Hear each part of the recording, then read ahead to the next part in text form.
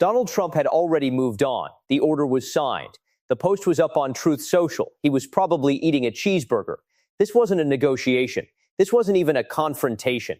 This was a public execution, and Brussels handed Trump the blade. To understand how Europe ended up here, stunned, exposed, economically bleeding in front of a global audience, you have to go back to the moment European trade officials decided to celebrate a court ruling like it was a championship trophy. Earlier this year, the U.S. Supreme Court clipped certain emergency tariff powers that Trump had been wielding like a cleaver.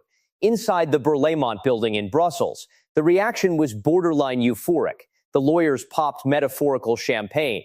The economists briefed journalists. The message coming out of every corridor was the same. Trump's tariff era is constitutionally over, contained, finished. They genuinely believed they had outmaneuvered him through the courts. That institutional process had finally built a wall around his economic aggression. That belief lasted about 72 hours. Because while Brussels was congratulating itself, Trump's legal team was already 3 moves ahead. They reached back 60 years, all the way to 1962, and pulled out Section 232 of the Trade Expansion Act, a Cold War-era statute originally designed to shield American steel from Soviet economic warfare. Using that law, they reclassified European automobiles, BMWs, Mercedes, Volkswagens, Audis, not as luxury imports competing in a free market, but as direct threats to United States national security. Think about what that means. A German engineer in Stuttgart designing a better sedan is now, under American federal law, a national security risk. It sounds like satire. It is legally airtight. And the Supreme Court ruling Europe was dancing around? Completely irrelevant. Section 232 exists on entirely different legal terrain. Trump didn't try to climb the wall Brussels built. He walked around it, poured gasoline on it, and struck a match. Now consider the economic weight of what just landed on Europe. A blanket 25% tariff on every car and truck shipped from European soil to American ports. Germany alone sends roughly 750,000 vehicles to the United States every single year. At an average price point of $55,000 per vehicle, that is more than $40 billion in direct annual exposure sitting in the crosshairs of a single executive decision. The European Automobile Manufacturers Association released their projections, and the numbers are genuinely staggering. European car makers are now staring down losses somewhere between $600 million and $700 million every single month. Not per year, per month. That is not a dip in quarterly earnings. That is the complete collapse of research and development pipelines. That is factory floors going quiet in Munich, Wolfsburg, and Stuttgart. That is tens of thousands of workers whose jobs disappear not because of market forces or technological disruption, but because of a political feud that their employers had zero part in creating. But why now? Why did Trump pull this trigger at this specific moment? To answer that, you have to go back to a golf course in Scotland in the summer of 2025. The Turnberry Agreement was supposed to be the moment the transatlantic relationship exhaled, a handshake framework between Washington and Brussels, establishing a 15% tariff ceiling on most goods, a mutual de-escalation that global markets desperately needed. Trump left Scotland believing he had made a real deal, not a legal formality, a gentleman's agreement, the kind backed by personal credibility and mutual respect. What he got from Brussels over the following 10 months was something else entirely. Committee reviews, legislative procedures, sunrise clauses, sunset clauses, procedural delays stacked on top of institutional delays like an administrative brick wall. To European officials, this was simply how governance works inside a 27-nation bloc. Due diligence, responsible process. To Trump, it was a slow-motion betrayal dressed up in parliamentary language, and there is almost nothing Trump responds to more viscerally than the feeling of being strung along after extending goodwill. Then came Greenland, and that is where this stopped being about trade policy and became personal. In early 2026, the Trump administration reignited its push to bring Greenland under American strategic control, formal diplomatic overtures, economic pressure on Copenhagen, clear signals that Arctic dominance was no longer a rhetorical talking point, but an operational objective. Denmark pushed back. That was expected. What nobody in Washington anticipated was what von der Leyen did next. She didn't stay neutral. She didn't issue a carefully calibrated statement about territorial sovereignty. She stepped in front of every camera she could find and threw the full institutional weight of the European Commission behind Denmark, loudly, publicly, and without hesitation. The European Parliament followed immediately. And then Brussels did something that crossed a line Trump had drawn in permanent ink. They froze the Turnberry deal entirely, using the trade agreement as direct diplomatic leverage to pressure Washington into abandoning its Arctic ambitions.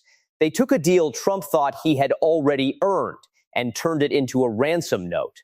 Every strategic analyst in Europe probably considered that a proportional and sophisticated response. Trump considered it a declaration of war. He had extended generosity at Turnberry.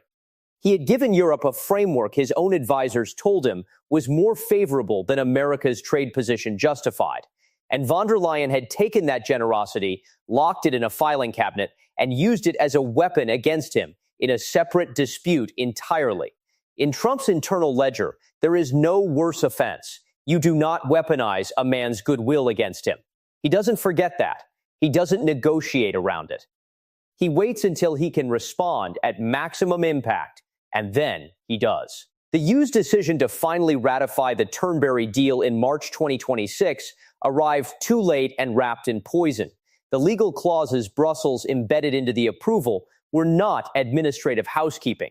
They were political statements written in contract language. The Sunrise Clause attached conditions to the deal's full activation, conditions that preserved ongoing European leverage over American behavior. The Sunset Clause built in an automatic reversion mechanism, meaning Brussels could effectively switch off the deal's benefits if Trump acted in ways they disapproved of. Read plainly, those clauses told the most powerful executive on the planet that European trade generosity was conditional on his good behavior, that Brussels reserved the right to grade his conduct and revoke economic cooperation accordingly.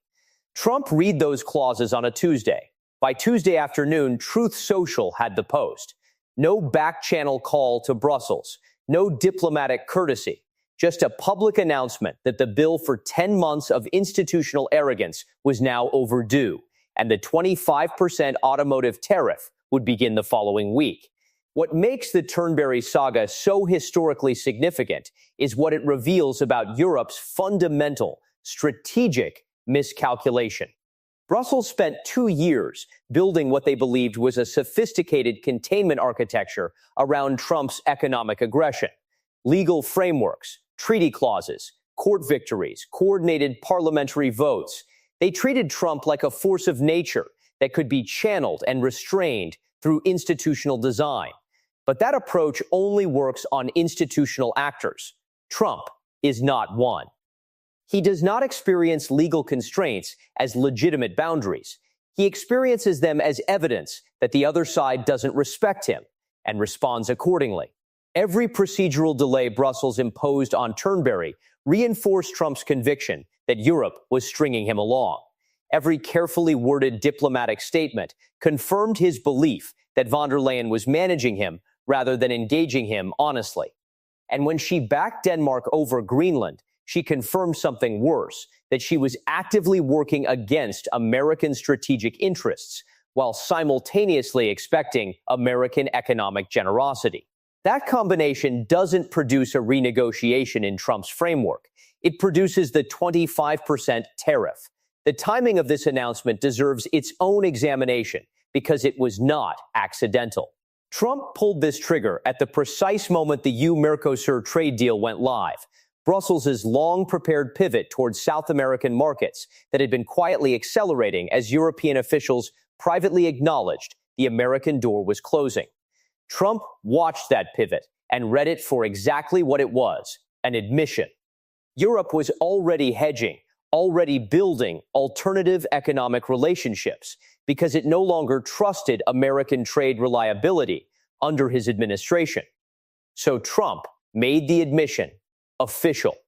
He confirmed the American door was closing, attached a 25% tariff to every German car that tried to walk through it, and announced it on Truth Social before Brussels had time to draft a response.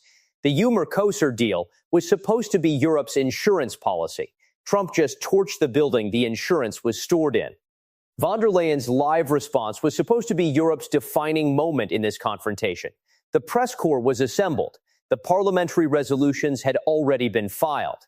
The whole machinery of European institutional gravity was pointed at that podium, ready to amplify whatever she said into a unified Western response. What the world watched instead was a woman trapped between two catastrophic options with no viable path between them. If she announces aggressive retaliation, the proportional economic countermeasures that European Parliament hardliners were demanding, she accelerates the damage to the very member state economies she is responsible for protecting, fractures the internal coalition already cracking under the pressure, and potentially sacrifices the transatlantic security relationship at the exact moment Europe is most exposed on defense.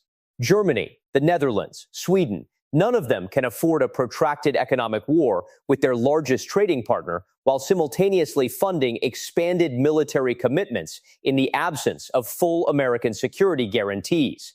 But if she stands down, if she signals that Europe will absorb the tariff and seek a negotiated exit, she hands Trump a complete and documented victory. She confirms for every future American administration that Europe can be economically coerced without meaningful consequence. She destroys her own standing inside Brussels.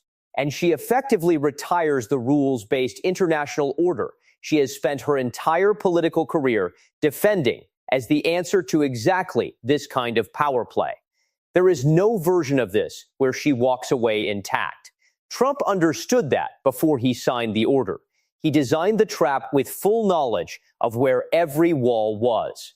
The hesitation the world watched in that press conference was not a communication failure. It was the visible face of someone who has run the calculations and found that every exit leads somewhere worse. Inside the European bloc right now, the fractures Trump's team has been monitoring are widening in real time. Germany is on the phone to Brussels daily because German industrial output has been contracting for 6 straight quarters, and the automotive sector is the last pillar still partially standing. Hungary's Viktor Orban has made no secret of his philosophical alignment with Trump's worldview or his contempt for von der Leyen's leadership style, and he is not alone in Eastern Europe. The member states along the continent's eastern edge, already furious about energy policy, already resentful of defense spending mandates, already questioning whether Brussels represents their interests, are watching Western Europe drag them into an economic war with their primary security guarantor over a territorial dispute involving an island none of them have a stake in. The internal conversations happening behind closed doors in Brussels right now are not reflected in the official press statements, but they are immense, they are real, and Trump's trade team has been reading every signal. The deeper story underneath all of this is not about cars or tariffs or trade deficits. It is about the architecture of the post-war international order and who actually holds the structural load. The rules-based system that von der Leyen invoked from that podium was designed around one fundamental assumption, that the United States would remain a willing participant and enforcer. Every W2 mechanism, every multilateral trade framework, every international legal norm that Europe has been sheltering behind for decades was built on American buy-in. Trump has made his position explicit. He is not bound by frameworks he considers rigged against American interests. He is not restrained by institutional norms he views as European leverage dressed up as universal principles. He does not negotiate at a table he didn't build. The rules only hold when the most powerful player agrees to follow them. Trump has not just left the table. He has restructured the entire room and Brussels is still arguing about where the table used to be. Monday morning, the first shipping containers of European luxury vehicles will arrive at American ports, carrying a 25% tax bill that nobody in any German boardroom planned for. Von der Leyen will have to make the decision that does not just define her legacy or her political survival. It defines whether the European Union is a genuine geopolitical actor capable of independent strategic survival, or whether it is a sophisticated administrative structure that functions beautifully in stable conditions and dissolves under real pressure. Fight and fracture, concede and surrender. Trump made certain there was nothing in between. The question facing Brussels is no longer whether Europe will pay. It is whether Europe even knows what it is fighting for anymore.